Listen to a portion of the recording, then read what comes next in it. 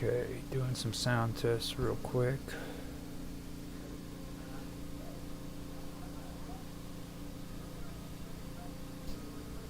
See what's going on here. Hit refresh.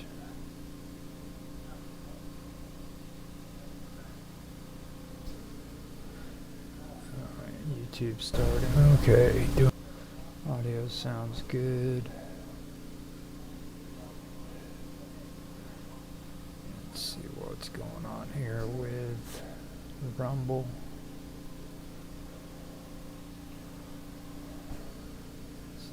You have to hit refresh on there too.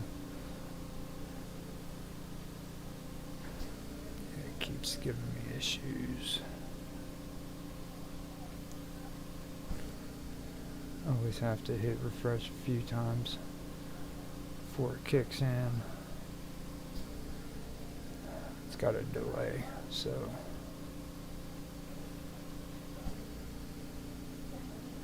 oh, there it is, it's going. Untested. It keeps skipping. Audio sounds good. Starting X up now.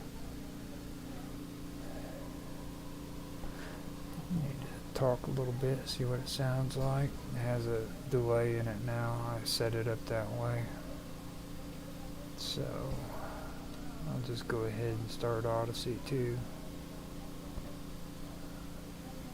See what it sounds like. X as well.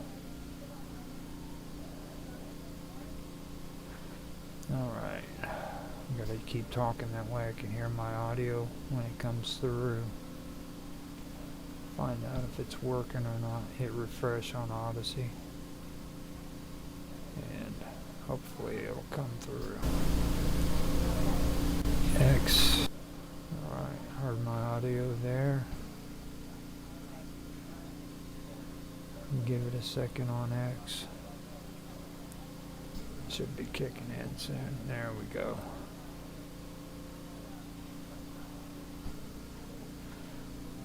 Okay.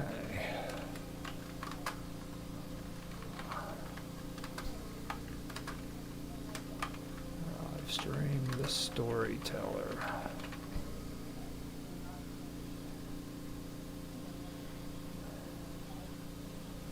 See what it sounds like.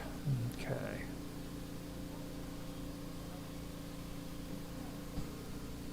Got it. It shows up on the screen, but there we go. Now it's going there, but I can't hear nothing that way. Let me find out on regular X and see. Too, there's a took me to YouTube. And that's not what I wanted.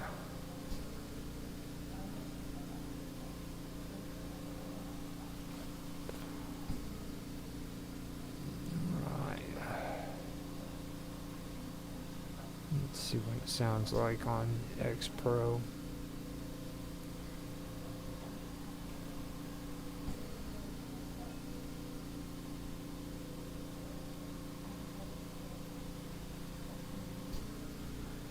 It will not let me unmute either on there. That's what's so weird about it.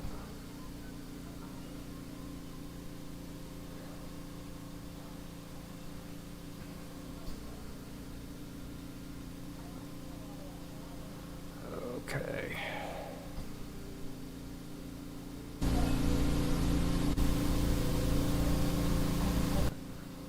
Waiting to see what's going on here. It will not let me unmute.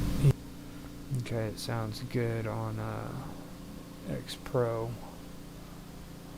but I still can't hear it on X or the producer, the media studio producer. So, all right, I've got everything going. Now tonight what I'm going to be doing is I'm going to go further into my topic that I started last week, which was actually pretty good. It was about Mythopia, and I'm going to continue now with the conversation on pulp magazines, and hopefully after that I can get into a pretty good article that I did. It's on Weird Tales, which was the magazine that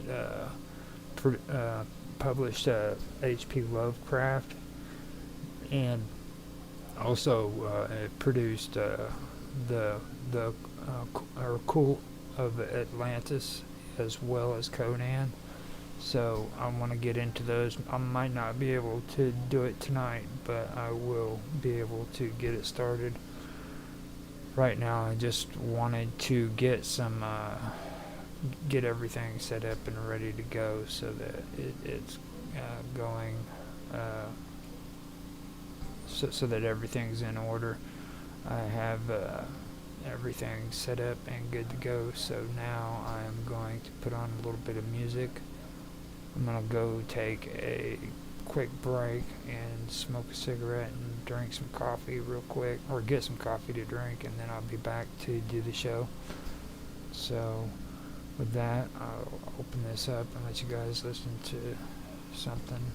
Let me put something else in. I was going to put in the baseline thing that I had the last time, but I think I'll put something else in. I just don't know of anything that would be cool and hip for all you cool and hip kind of people. Let me see.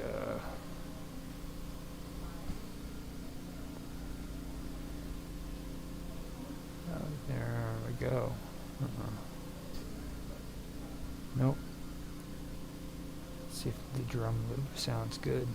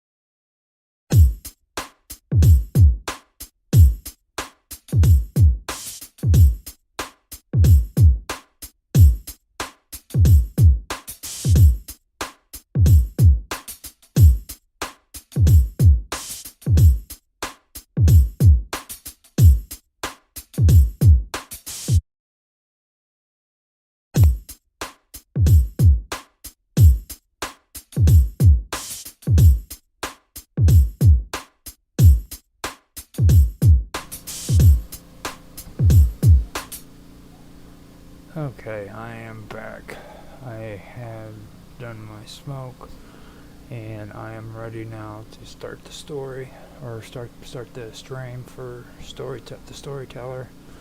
I have everything running on Rumble, X, Odyssey, YouTube, and that's it. So we are good to go. Let me double check and make sure everything's going good on the audio.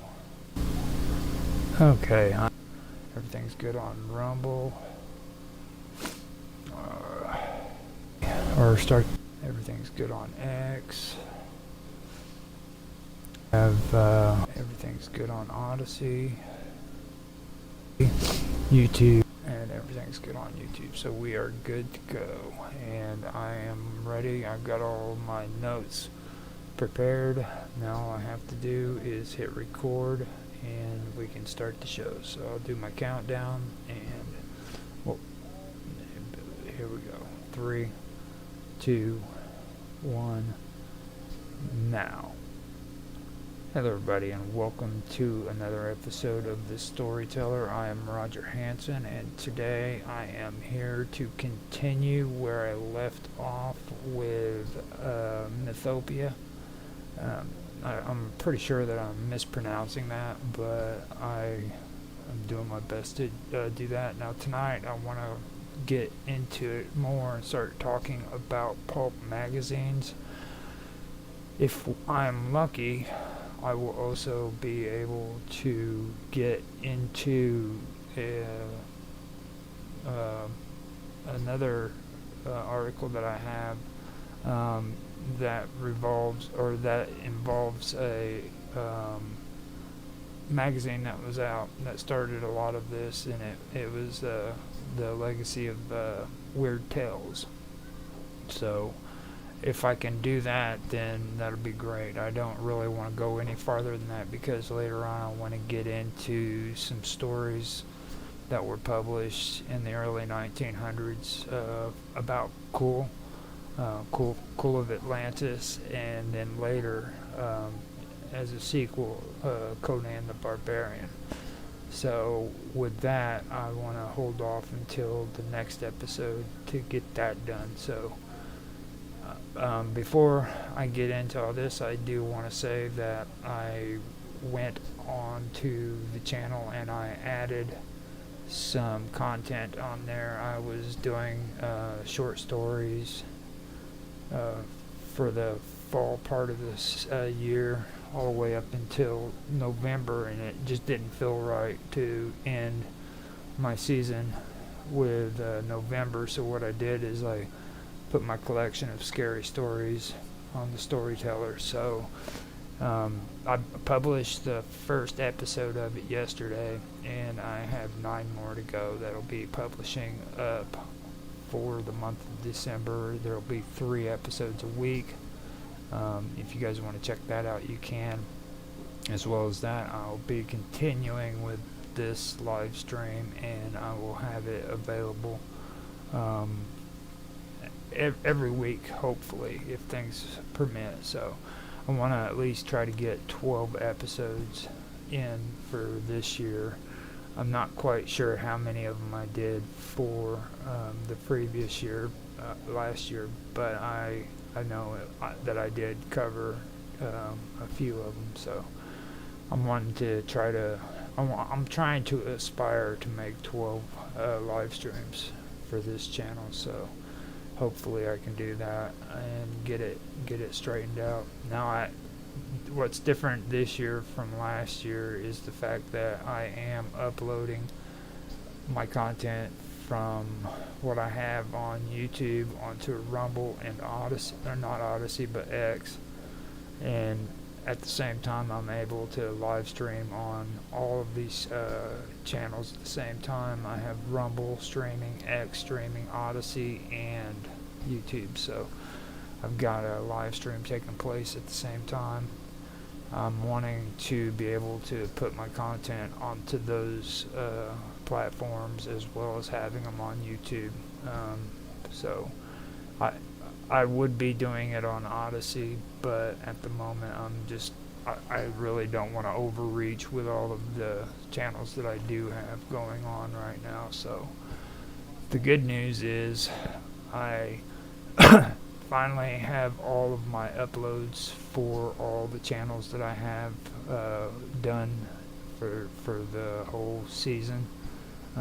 That includes my gaming with Infamous, which it actually goes into next year. I've got that ahead of time on a lot of them. There's still some that I do have to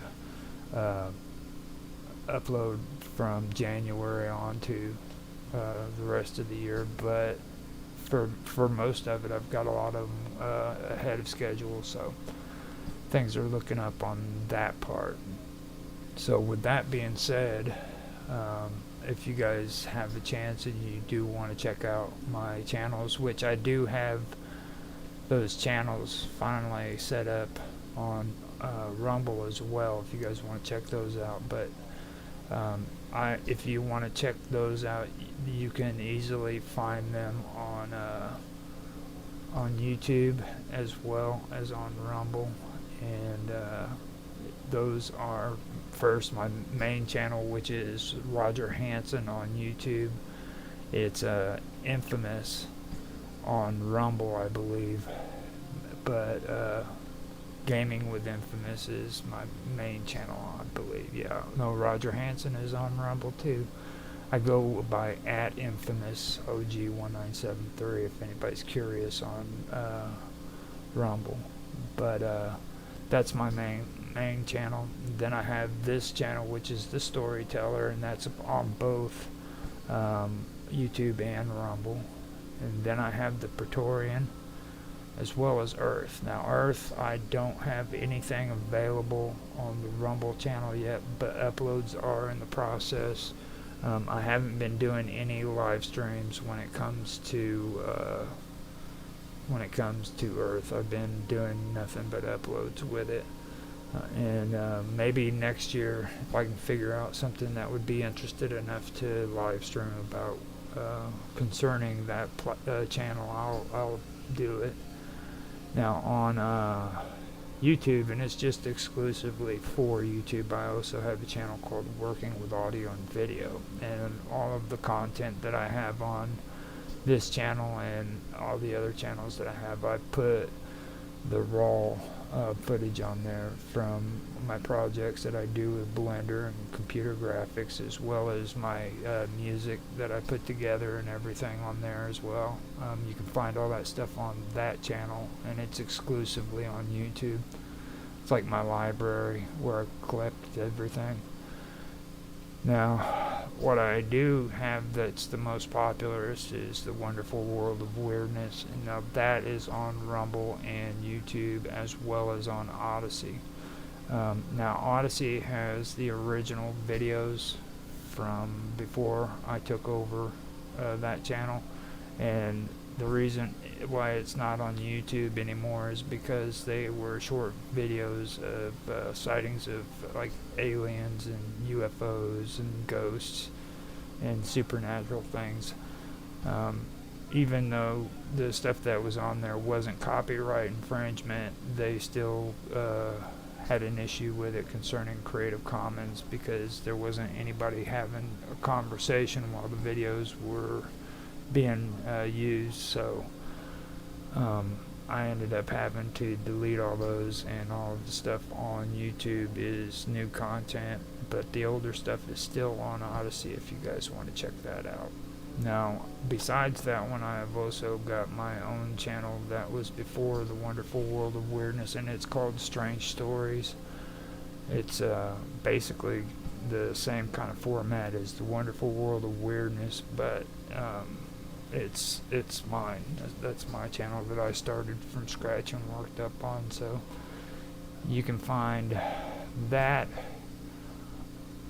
You can find that just on YouTube. It's not on Rumble, but all the stuff that is on Rumble for The Wonderful World of Weirdness is also, well, most of it is on Strange Stories, and it's the raw footage. It's not the computer graphics and stuff like that that I put on the videos for the wonderful world of weirdness. So if you guys want to see the original footage with the chat and everything, then you can go to Strange Stories on YouTube and check it out. Or you can just see it in the live streams. But it's up to you. And like if you don't want to watch the introductions to the live streams, these are the recorded versions from where I do my countdown and hit start or hit record to when I end the recording. So none of that beginning stuff is there. If you don't want that when you're listening to it, then that's what you can do there too. So now, after giving myself a plug, I've run out of breath, and the show is basically over. So I can just hit stop streaming, and we can be done with this. Even though, because I mean, I've hit 23 minutes. I'm good to go. Whew. Man, that was hard. Now, on a serious note, what I'm going to do now is get into the topic. I was able to give you guys all the information on that. So what I'm going to do today is start out with pulp magazines. Now, pulp magazines, often referred to simply as the pulps, represent a vibrant chapter in the history of publishing and popular culture. Emerging in the late 19th century and thriving through the early 20th century, these magazines were characterized by their affordable, accessible nature and their emphasis on thrilling, genre-driven storytelling. They catered to a rapidly growing literature population hungry for entertainment that was cheap yet captivating.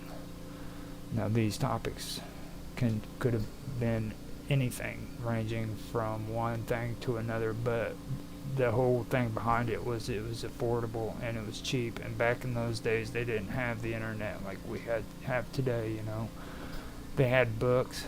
Don't get me wrong, but with these pulp magazines, they were actually cheap, and they were quick reads. You know what I mean? They weren't something that you had to spend days and weeks on to read and catch up on. You could just open them up and read them, and that was what was appealing to them. So now, printed on inexpensive wood pulp paper, from which they derived their name, pulp magazines served as a democratizing force in literature.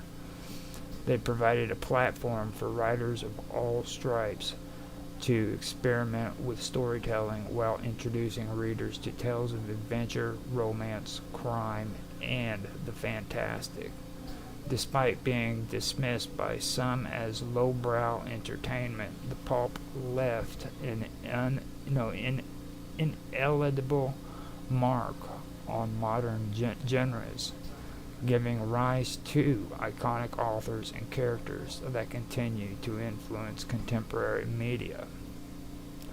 So now you know what the term pulp magazines refers to. It's wood pulp paper is how it originally started out being printed on. And that's something that I didn't know. I just figured that one out here recently, so I thought that was pretty cool. And like I said there, you know, there were people from different areas writing about different topics. You had magazines that were about romance, love stories, and then crime.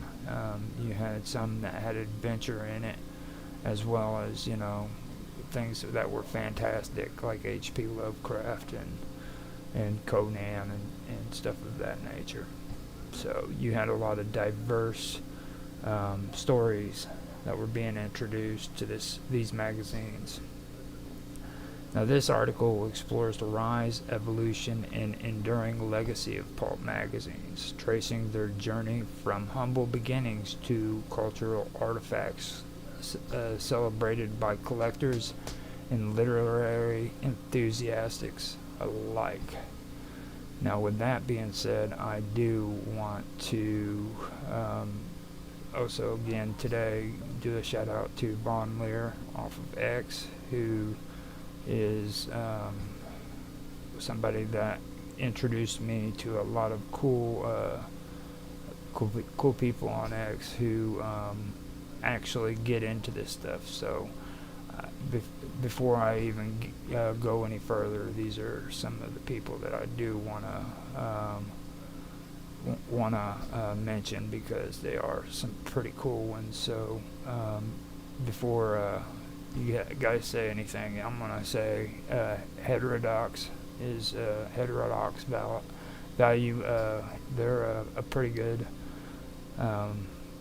channel, I guess you could say, on X, even though some of it might be controversial, kind of sexist if you think that way.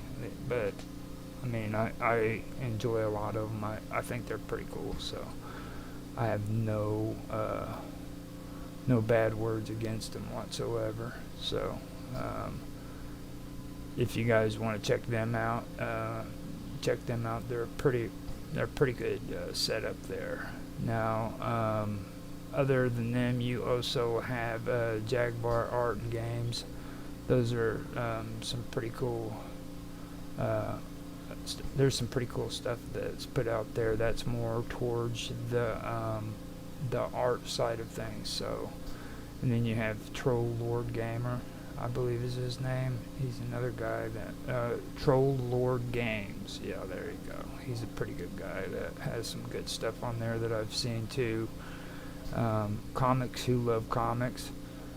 That's for more of the comic book stuff, but even with that kind of gets into it. So those are a couple of things that he does a lot of good stuff when it comes to comics as well.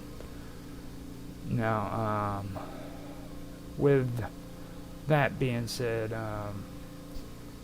I also actually there's another one, Classics Classicas is another one that I seen that was pretty tight. So, and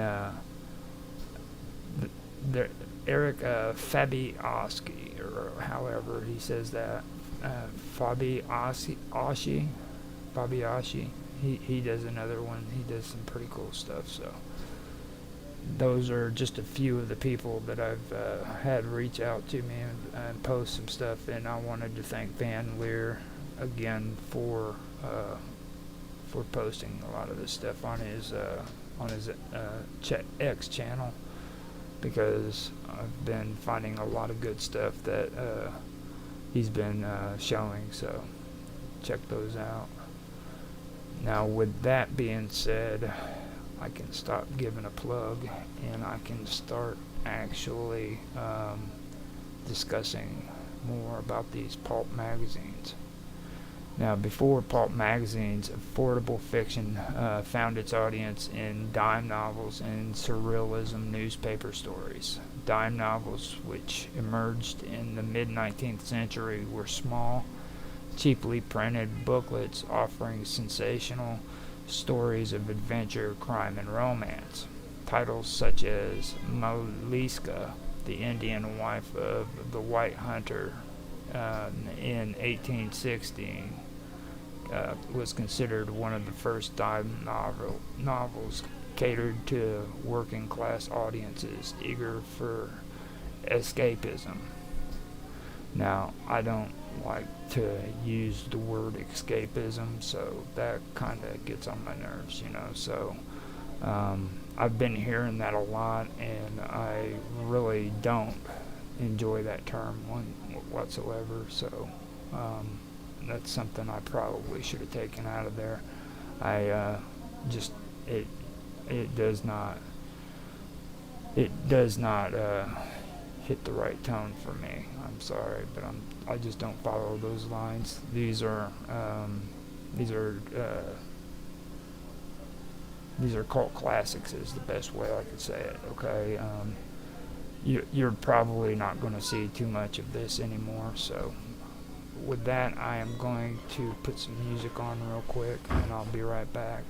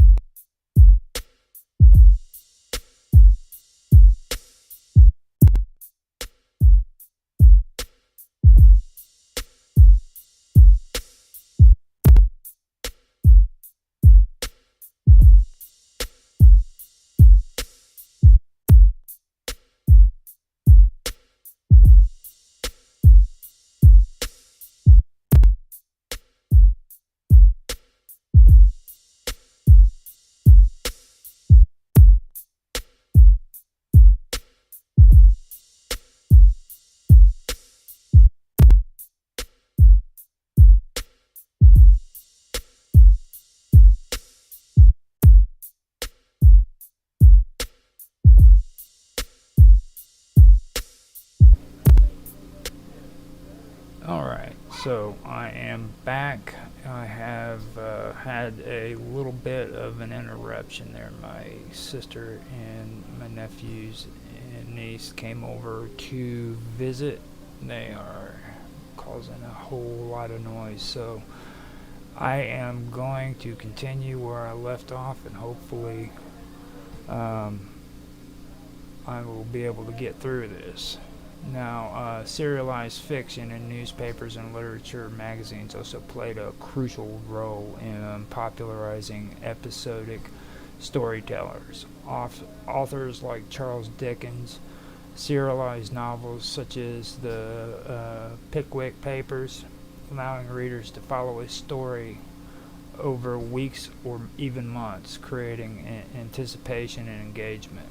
Now, this model of serialism entertainment laid the groundwork for the episodic storytelling that pulps would perfect. So, as time went on, it just kind of evolved into what would be called as pulp fiction, which is pretty cool because, like, you have a connection between H.P. Lovecraft and, people like Edgar Allan Poe and Charles Dickens and all of them, which, they were the ones who started it, and eventually it evolved into things of that nature. So that was something that I really found fascinating about it when I first learned of all this stuff. So now, the transformation from dime novels to pulp magazine can be attributed largely to Frank A. Munsey, a publishing innovator who foresaw potential of mass market fiction.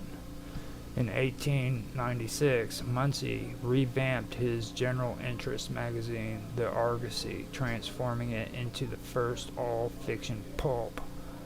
By focusing exclusively on storytelling and using inexpensive wood pulp paper, Munsey made fiction more accessible than ever before.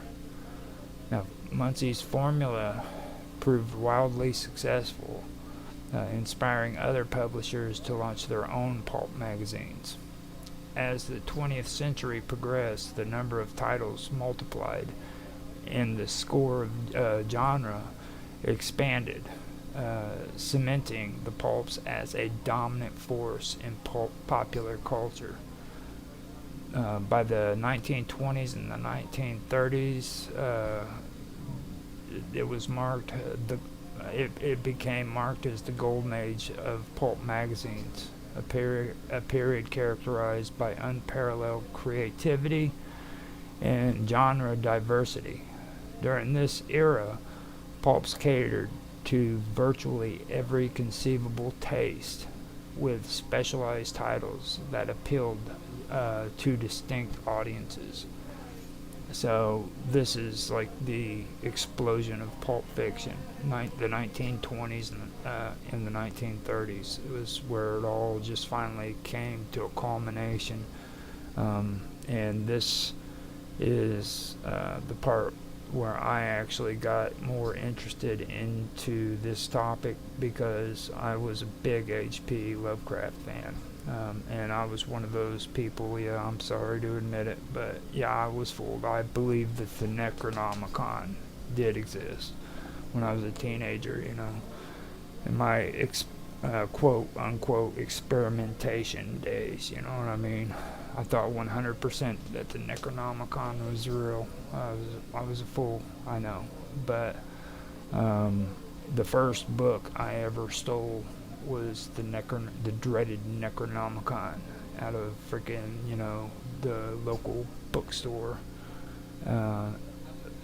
So that's something I probably shouldn't take and be proud of, but it actually is something that I was pretty proud of, that I actually had that book. I think I stole it twice because I lost the first one I had, but it just didn't seem right to go in and buy the Necronomicon, you know what I mean? So, of course, my logic is you've got to go and steal it, you got to steal that dreaded book, the dreaded book called the Necronomicon.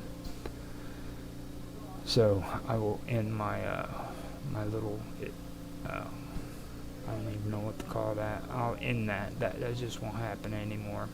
So, in adventure magazines, you had magazines like Adventure and Argosy, which enthralled readers with stories of daring explorers, exotic localities, and perilous journeys. Okay, then you had science fiction.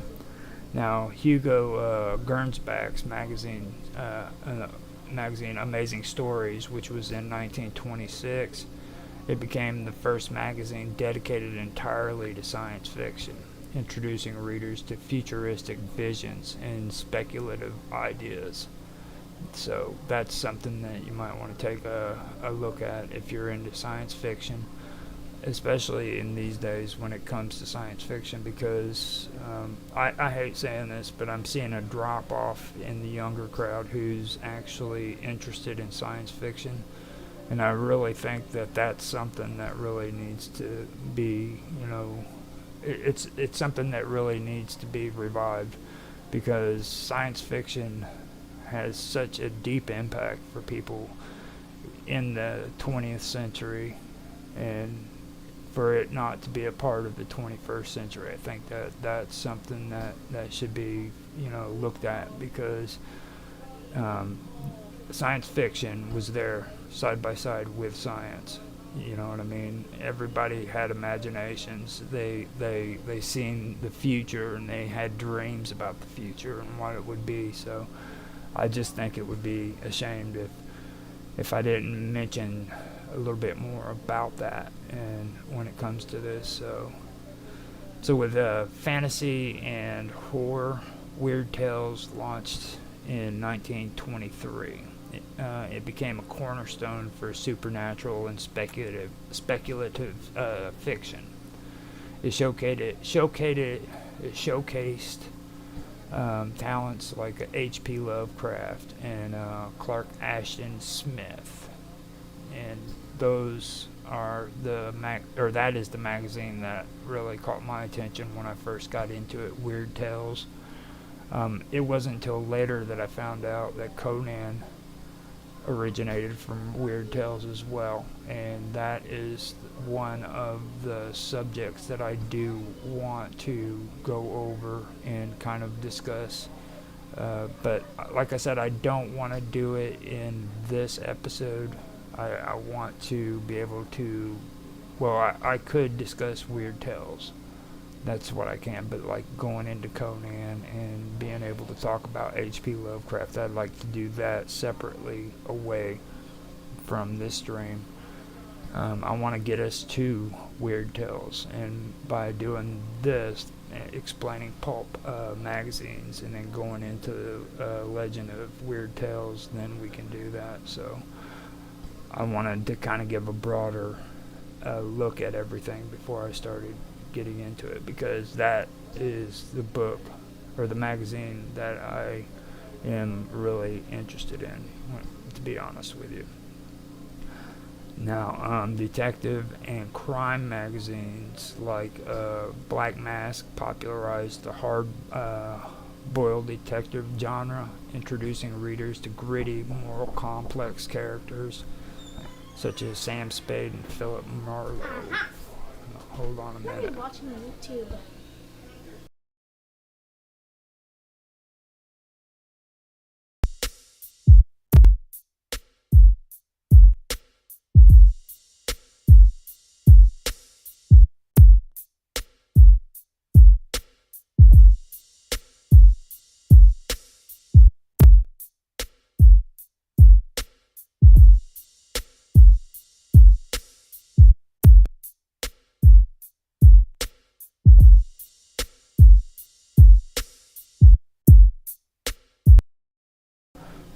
Okay, my niece came in. I had to stop and talk to her for a second so that I could go ahead and finish this off. I'm trying to get through this, and it just it's becoming an issue. I should have tried to do this on Thanksgiving, to be honest, and I forgot to say Happy Thanksgiving to anybody who's in the United States.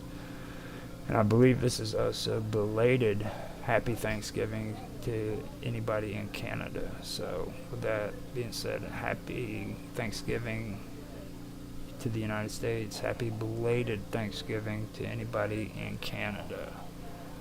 So now, like I said, I finished up with detective and crime magazines. Now I want to talk about the romance publications. Now there was romance publications like Love Story magazine, which that was the name of the actual magazine. It was Love Story magazine, and it catered to readers seeking tales of passion and heartbreak and then redemption, stuff of that nature. I really wasn't into romance. I did get into romanticism and figured out a lot of that. Now, romanticism is a lot of this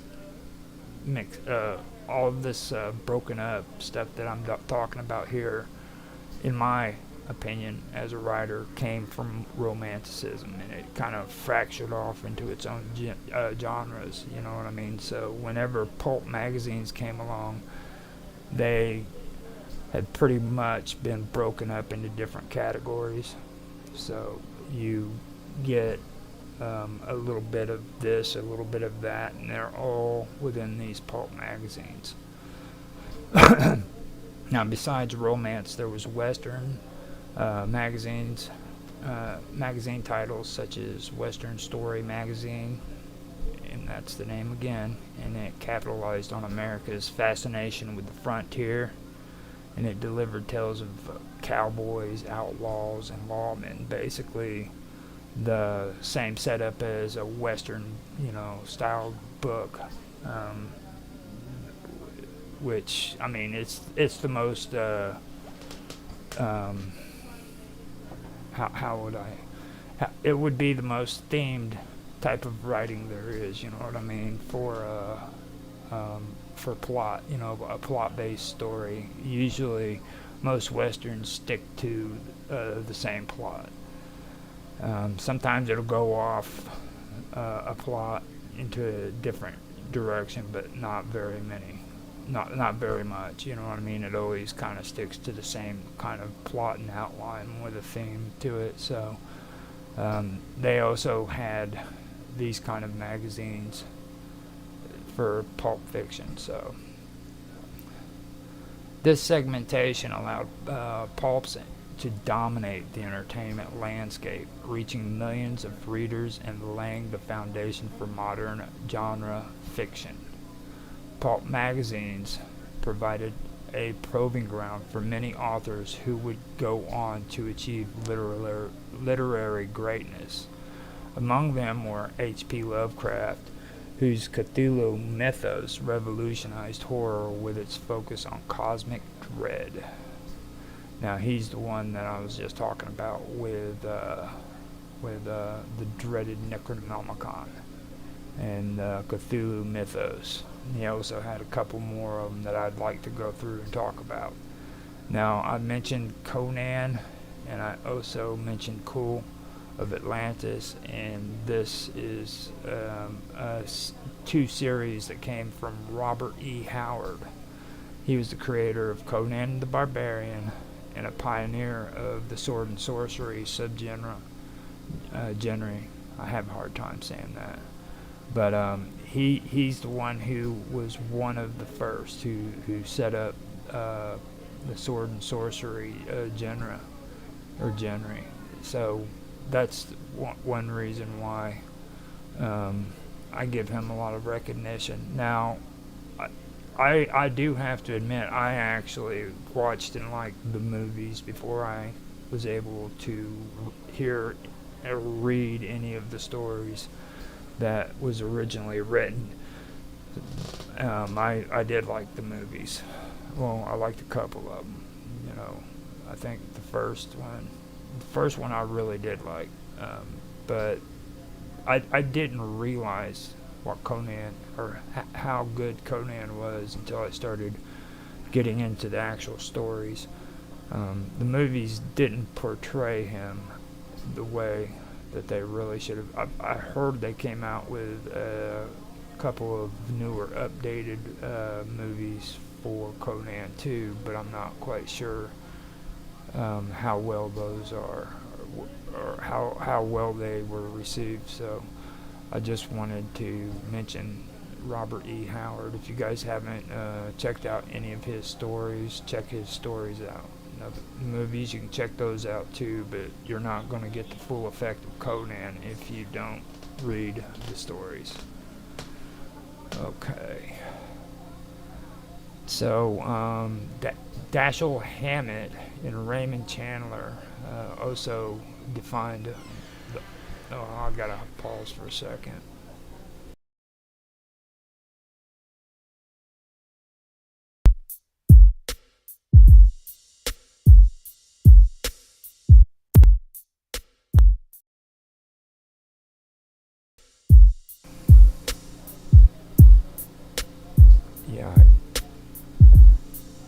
Yeah, I had to. I'm having a whole lot of chaos going on around me right now. I'm not even probably going to be able to finish this without a bunch of headache. So let me try to get through this. Now, Dashiell Hammett and Raymond Chandler. Okay, now they define the hard-boiled detective stories with their sharp prose and morally ambiguous protagonists. You can check those guys out too. Then you had Edgar Rice Burroughs, who captured imaginations with Tarzan of the Apes and the John Carter of Mars series. Now, John Carter came out with a movie too recently, and I watched that. I haven't been able to read any of the stories, but I do want to read those. I'm leery about Tarzan of the Apes because of my grandfather. He used to beat me over the head with the old black and white Tarzan movies. You know, I love my grandpa, don't get me wrong, but he was so into freaking Tarzan of the Apes. It was something else. And also Tiny Town. He loved Tiny Town. That was really strange. That he was into those things, and he would watch them, and then later I would become really enthused with Robert E. Howard, Conan, and H.P. Lovecraft and stuff, which was basically from pulp magazines, which he was actually into, but it was a different genre of pulp magazines that he was into. He never did get into John Carter, though. John Carter's story kind of fascinated me with the movie, but I just recently found out that it goes all the way back to when it comes to this kind of storytelling. So I am going to go and re-look at that, because it's probably going to be the same situation as what Conan was, where the stories were actually better than the movie themselves. So after that, you come to Isaac Asimov and Ray Bradbury, who would later become the central figures in the golden age of science fiction, but honed their craft in the pulps. Okay, these writers often worked under tight deadlines, producing a staggering volume of material that emphasized action, vivid settings, and unforgettable characters. Pulp magazines were as much a visual medium as they were a literary one. Their garish, eye-catching covers were often the first thing that attracted readers. Artists like Frank R. Paul, Margaret Brundage, and Norman Saunders created dramatic, sometimes lurid illustrations featuring muscular heroes, imperialized damsels, and menacing villains. These covers, though criticized for their sensationalism, became iconic symbols of the pulp era.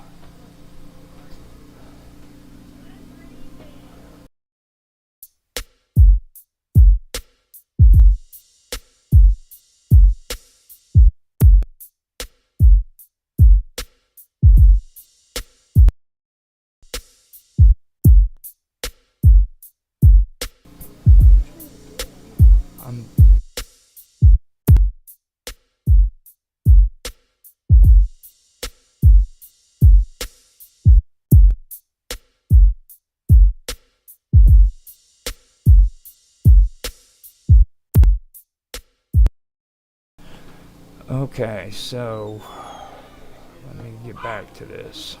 This is getting ridiculous. Alright.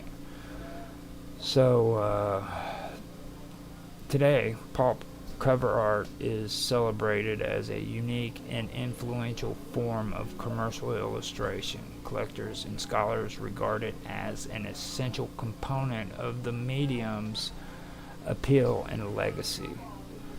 The dominance of pulp magazines began to wane in the mid-20th century, driven by the rise of competing entertaining formats. Now, that would be comic books. Okay, now, or one of them would be comic books. Beginning in the late 1930s, comic books offered a similar blend of action and escapism, which I'm against. I'm gonna make sure that I leave all that shit out whenever I do this stuff. It just annoys me. But with the added appeal of sequential art, paperbacks also became another form because it was an affordable paperback novel, which provided longer, more sophisticated narratives while maintaining a low price point. But like I said, there was a lot of people who liked the low prices, but they also liked the shorter forms. So even though it was more sophisticated narratives, and it was actually longer stories, so that is probably, in my opinion, why pulp fiction didn't die out, pulp magazines. So, but then you had the radio and television, serialized radio dramas, and the advent of television created new forms of entertainment that captured audiences' attention.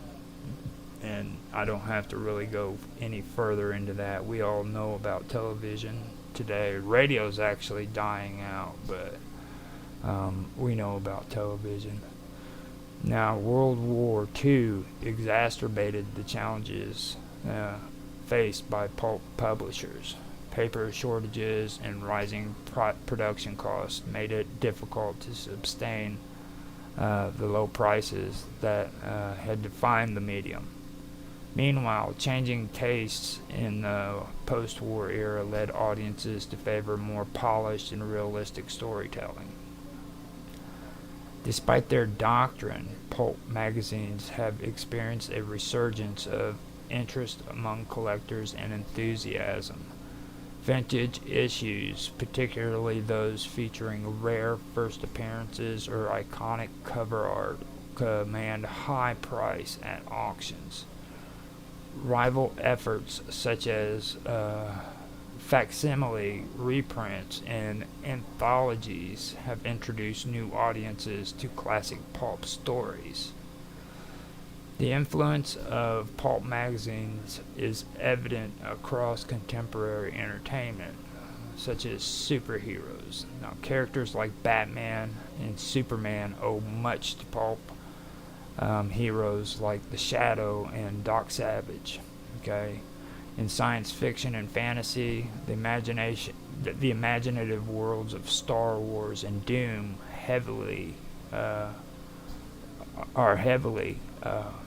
draw heavily from pulp tradition.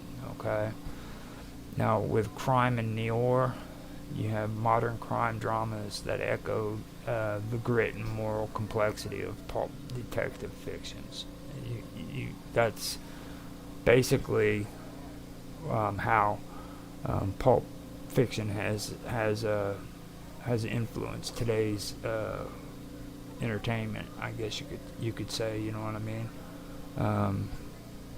Now, pulp magazines were more than a fleeting phenomenon.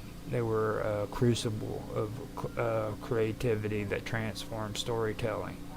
Their legacy endures in the genres, characters, and tropes that define modern popular culture.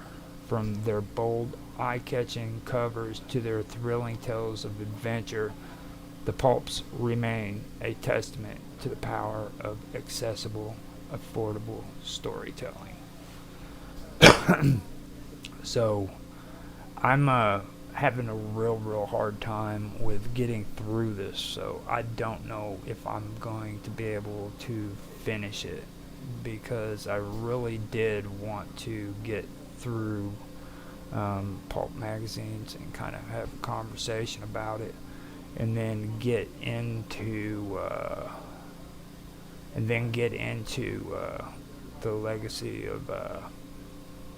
legacy of Weird Tales, which I don't know for sure if I'm going to be able to anymore, or at the moment. This is Thanksgiving, and my family actually came over to see my mom and my dad, who I take care of here at the house. So we're in the middle of celebrating.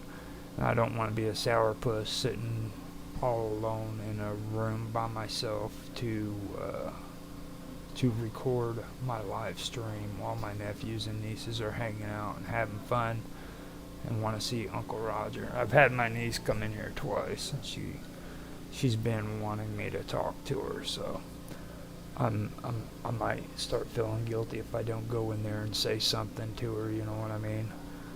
Now, I have 2 people who are watching on Rumble. I had 5 before. I wanted to say thank you guys for stopping in and watching my stream. I have 1 viewer right now on X Pro, which is probably me. Knowing my luck, I don't get very many viewers on these things right now, so it's like it could possibly 2 people who are watching on yeah, I wanted to test and make sure that the audio is still going good. That's probably me, because I have to have X Pro open so that I can see if the stream's working. For some reason, it might be the delay on my OBS, but for some reason I can't unmute on X at the moment, so I'm having issues there. And I had 1 person who was on YouTube, and I wanted to say thank you for coming in and watching this. And like I said before, it is Thanksgiving, and I wanted to say happy Thanksgiving again to everybody in the United States, and happy belated Thanksgiving to everyone in Canada. I know that you guys do celebrate Canadian Thanksgiving, so I wanted to let everybody know there that I send my happy belated Thanksgivings to you too, even though you are Canada, and you know how I feel about you guys. So Canada is it has a place in my heart, I guess you could say. So let me find out how much time. Okay, I got 51 minutes of stream time. So the best way for me to really do this would be going on and letting everybody know about my social networks, so that I can so that you can find out how I can be reached. You can find me on Skype on as Roger Hansen. Now, besides Roger Hansen, I do have groups on there. I have WoW Talk, I have Gaming with Infamous, Live with Roger Hansen. I've also got Mind's Roundtable Weekend Event, and Roger's Real Time Talk Show. Now, me and Mark Edworthy and Tanhai Tran have Tech Talk, and me and Mark Edworthy do Roger's Real Time Talk Show event. So you can catch us there. Sometimes I show up on the Vixen's Vault, and you guys can check that out if you want to. Besides that, I also go on to WPRPN And these are channels that are on Skype if you guys are interested in maybe showing up and being a part of this. They also stream on Odyssey.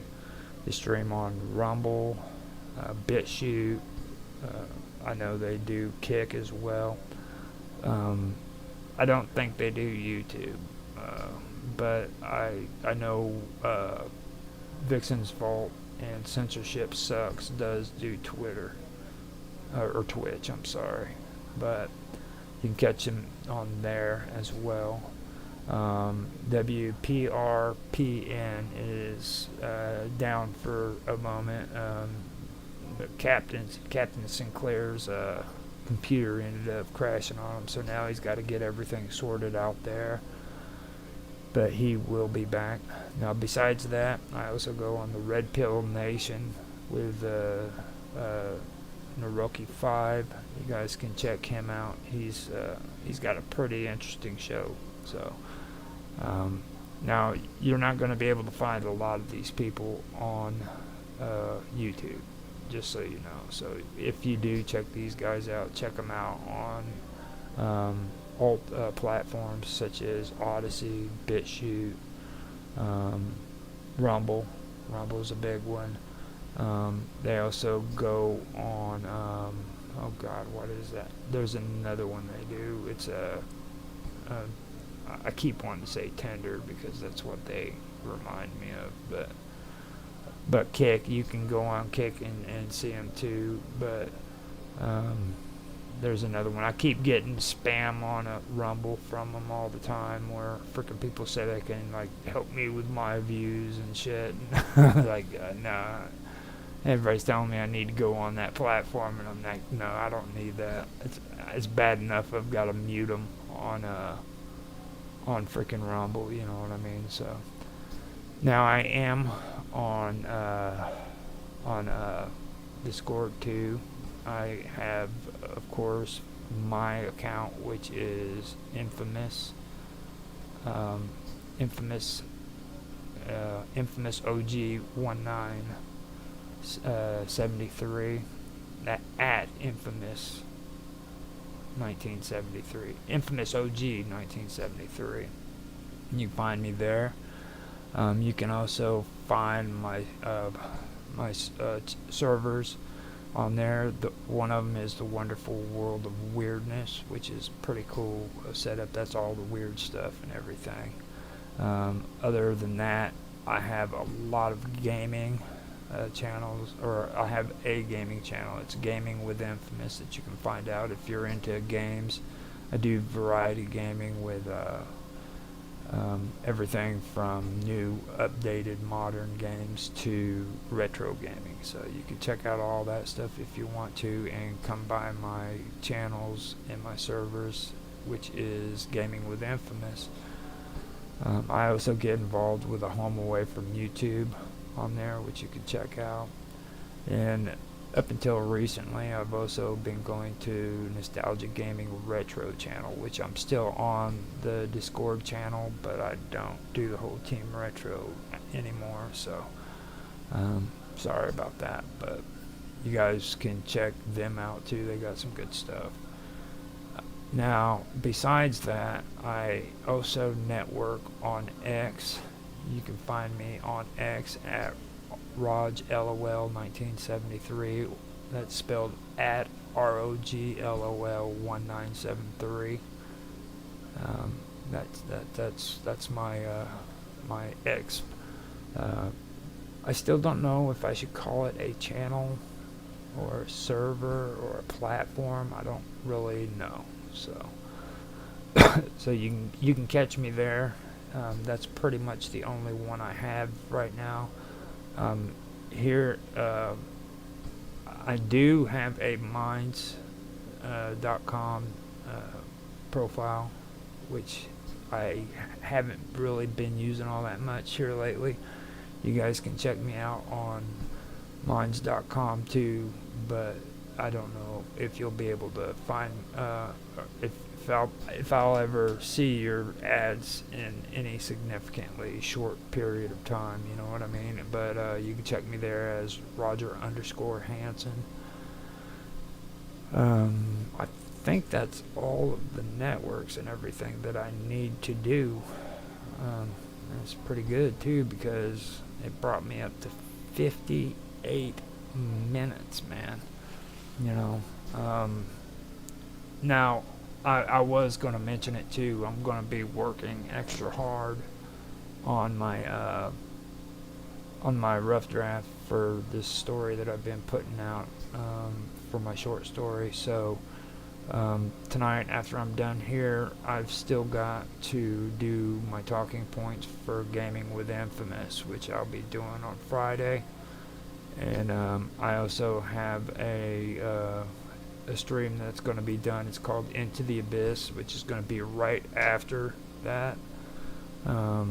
So I will have to be working on those, but I'm going to go over this rough draft and finally get it ready to where I can do a reading of my rough draft in the next episode, and I can be done with it. Because what happens is, after I do my rough draft, I'm going to turn around and let it sit, and then come back to it later on so that I can look at it and see if there's any changes I need to make. That's what I basically had to do with the first short story to this series that I'm doing. So that's the one thing that I really do want to do, and I am sorry for the interruptions and everything. At least I put some music on there. It's not really music, they're just like clips, but I put something on there this time to where it didn't, you didn't hear nothing but silence while it was taking place. I am going to go ahead and edit all of that out, and I will be putting this on my 8-hour block of video that'll be coming out on YouTube. And after that, it's going into my reshares, and on those reshares I post them up to Rumble and X, and you'll see them at a later time. So this isn't the last time you'll see it. This is just the first time you'll see it, and it'll be edited and sounding good whenever I put it on the second time, hopefully, if I take time to go through and actually do the editing like I'm supposed to. So yeah, I was able to get through Pulp Magazine. Next time I am going to break into the legacy of weird stories, which is pretty cool. So I hope you guys enjoyed. Thanks for watching, and I'm going to end this stream now.